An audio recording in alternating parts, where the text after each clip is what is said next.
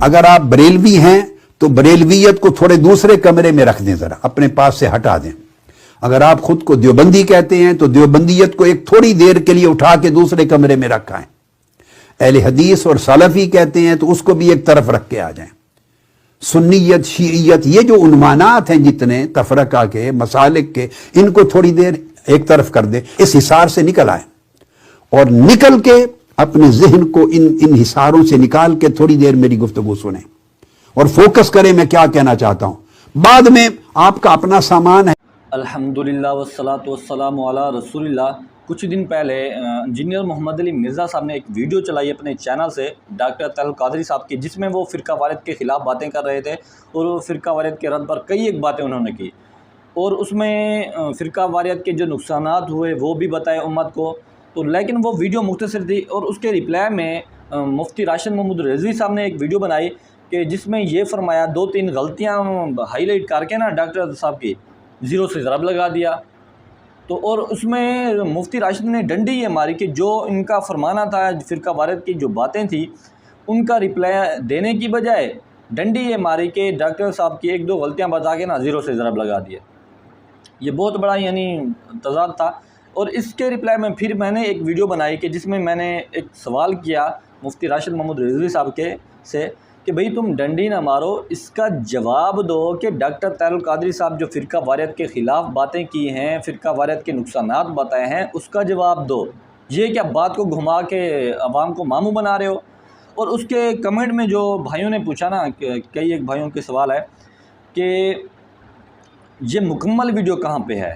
یعنی ڈاکٹر طاہر القادری صاحب کی یہ تو 2-3 منٹ کی شاید چلائی تھی ڈاکٹر صاحب کی ویڈیو انجینئر صاحب نے، لیکن مکمل ویڈیو یہ کہاں پر اپلوڈ کی گئی ہے، کہاں پر ہے؟ میں نے ریسرچ ماری 1-2 ہفتے کے بعد مجھے یہ ویڈیو ملی ان کے پیج سے، یعنی ان کا ایک فیس بک پیج ہے، شاید ان کے اسٹوڈنٹ کا یا جس کا بھی ہے، ان کے پیج سے یہ ویڈیو ملی جس میں بہت ساری باتیں سکپ تھی۔ لیکن انجینئر صاحب نے جو ویڈیو چلائی تھی اس میں بہت ساری باتیں بہت سکپ کی گئی تھی، لیکن یہ جو ویڈیو ہے اس میں بہت ساری آپ کو نئی باتیں سننے کو ملیں گی، جس میں ڈاکٹر صاحب یہ فرما رہے ہیں کہ فرقہ واریت کا جو تم نے چشمہ پہنا ہے نا، بریلویت کا چشمہ پہن رکھا ہے، دیوبندیت کا، یا اس طرح کی جو باتیں تھیں، ان کا کہنا تھا کہ یہ چشمہ، یہ اپنا خزانہ دوسرے کمرے میں رکھو، پھر میری بات میں فوکس کرو، میری بات پھر سنو۔ تو میں بھی آپ کو یہی عرض کروں گا کہ اگر آپ فرقہ واریت میں بٹے ہوئے ہیں نا، تو یہ تو بہت بڑا حرام کام ہے، آپ اس سے بچیں۔ قرآن پاک کی کئی ایک آیات ہیں جس میں جو بھی فرقہ واریت بناتا ہے، بٹتا ہے، اس کا کوئی تعلق نہیں ہے پیارے نبی صلی اللہ علیہ وسلم سے۔ اور وَاعْتَصِمُوا بِحَبْلِ اللَّهِ جَمِيعًا وَلَا تَفَرَّقُوا، اللہ تعالیٰ نے صاف حکم دیا ہے کہ اللہ کی رسی کو مضبوطی سے تھامنا ہے، فرقہ واریت میں نہیں بٹنا۔ لیکن امت نے کیا کیا؟ بہت بڑے فرقے بنا دیے اور ایک دوسرے کو گمراہ سمجھ لیا اور امت کا سارا اتحاد ختم کروا دیا۔ لیکن الحمدللہ اب کئی ایک ہمارے علماء کو اس بات کی سمجھ آ رہی ہے، جس طرح ڈاکٹر صاحب طاہر القادری صاحب کو سمجھ آئی کہ فرقہ واریت کے نقصانات ہیں، اس سے بچیں۔ تو آئیے، آپ بھی اگر چشمہ فرقہ واریت کا پہن رکھا ہے نا، میں بھی آپ کو یہی عرض کروں گا اس کو پہلے سائڈ میں رکھیں تھوڑی دیر کے لیے، ٹھیک ہے نا؟ اگر آپ پھر جب آپ بات کو مکمل سن لیں نا، پھر آپ اپنا خزانہ فرقہ واریت کا وہ اٹھا لینا، پھر آپ بے شک آپ کی مرضی ہے۔ لیکن ڈاکٹر صاحب کی بات سننے کے لیے آپ کو کیا حکم دیا جا رہا ہے؟ فرقہ واریت کا چشمہ یہ اتار کر دوسرے کمرے میں رکھنا ہے، پھر بات سننی ہے۔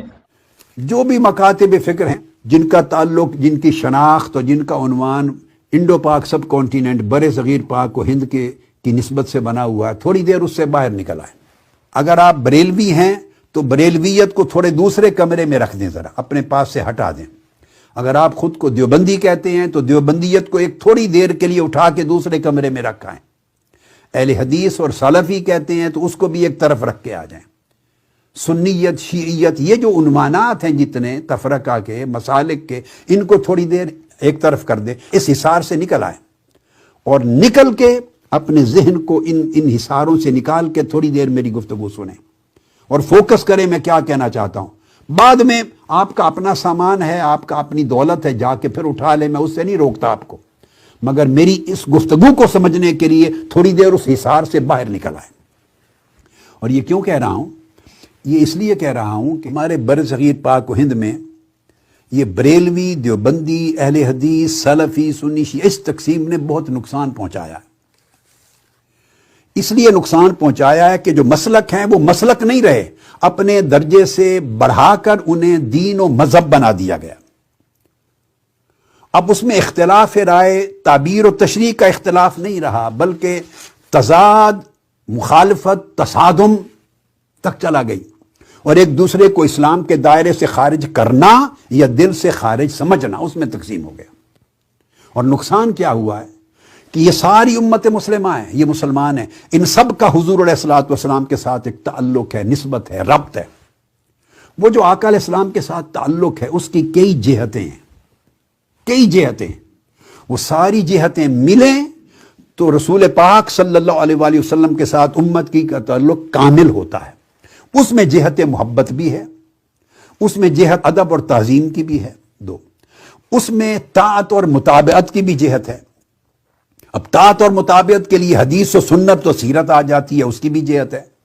پھر ساتھ اس میں فکر آخرت ہے، دعوت حضور کے دین کی نصرت اور دعوت اور تبلیغ دین کی بھی جہت ہے۔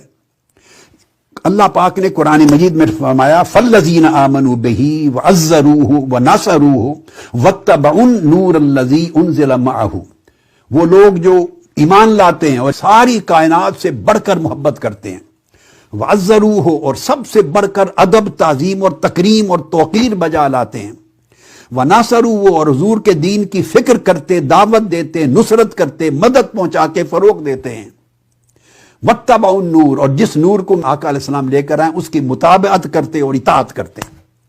قرآن مجید نے یہ تمام جہتوں کو جمع کر کے اس کو تعلق قرار دیا کہ یہ رسول پاک صلی اللہ علیہ وسلم کی امت ہیں، یہ ان کے سچے فالوور ہیں۔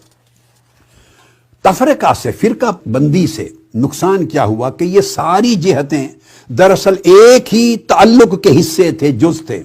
جب مسلک، مذہب اور دین کی درجے پر چلے گئے تو کسی نے محبت اور ادب اور تعظیم کی جہت کو قابو کر لیا اور باقی جہت میں رفتہ رفتہ کمزور ہو گئے۔ کسی نے اطاعت اور مطابعت کی جہت پر فوکس کر لیا، باقی جہتیں کمزور ہو گئیں۔ کسی نے حدیث اور سنت پہ فوکس کر لیا، باقی جہتوں پر توجہ نہ رہی۔ کس نے فکر آخرت اور دعوت اور تبلیغ پہ توجہ کر لیا، نصرت پر، نصرت دین، باقی جہتیں نہ رہیں۔ اس کا مطلب یہ نہیں ہے کہ ایک امر کو پہ ترجیح کو ترجیح دینے والے دوسرے کا منکر ہے، منکر کوئی بھی کسی دوسری جہت کا نہیں ہے، مگر جب آپ ایک پر فوکس کر دیتے ہیں تو دوسرا ایسپیکٹ، کئی جہتیں آؤٹ آف فوکس ہو جاتی، ان کی اہمیت عملاً کم ہوتی چلی جاتی، ان کا مزاج اور ان کا ذوق کم ہوتا چلا جاتا۔ اس طرح پورا تعلق بالرسول ٹکڑوں میں بٹ گیا اور دین چھوٹی چھوٹی ٹکڑوں میں بٹ گیا۔ اگر یہ تفرقہ نہ ہوتا اور مل بیٹھتے ایک دوسرے سے تو ہر ایک کے پاس کچھ اچھائی ہے، جن کے پاس محبت اور ادب اور تعظیم کا فوکس ہے، کتنی بڑی اچھائی ہے، ایمان کی اصل ہے۔ جس کے پاس اطاعت اور مطابعت کا فوکس ہے، کتنی بڑی بات، ایمان کا کمال ہے۔ جس کے پاس فکر آخرت ہے، دین کی دعوت ہے، نصرت ہے، یہ آقا علیہ السلام کے پورے مشن کا حصہ ہے۔ جس کے پاس سنت اور حدیث کا فوکس ہے، وہ آقا علیہ السلام کی تعلیم کا ذخیرہ ہے۔ فوکس جدا جدا ہو گئے تو ہر کوئی ڈی فوکس ہو گیا۔ اگر مل بیٹھتے تو ہر کوئی ایک دوسرے سے کچھ خیر لیتا اور کچھ اپنی کمی کو دوسرے سے سیکھ کے کم کرتا، اور یہ والا دوسرے سے کچھ خیر لے کے اپنی کمی کو کم کرتا، ہر کوئی ایک دوسرے سے انٹریکشن کے نتیجے میں لیتا۔ سلف صالحین ایسا ہی کیا کرتے تھے، مگر یہ طرز عمل ختم ہو گیا۔